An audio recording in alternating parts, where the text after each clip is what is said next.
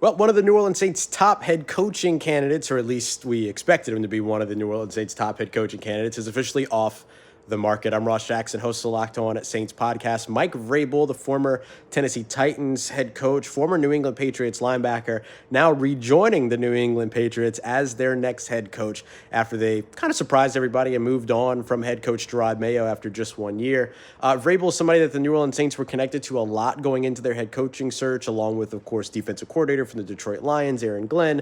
And so he was considered probably one of the top guys that could potentially end up with the New Orleans Saints.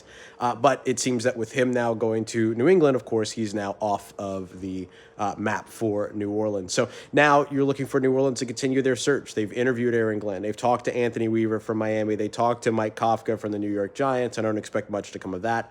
But then they have Darren Rizzi, Joe Brady set to meet next week. I would imagine that Aaron Glenn is still up at the top of the list, but I don't think Joe Brady is too far off as well. Bills are playing right now, so Saints obviously probably watching that pretty closely.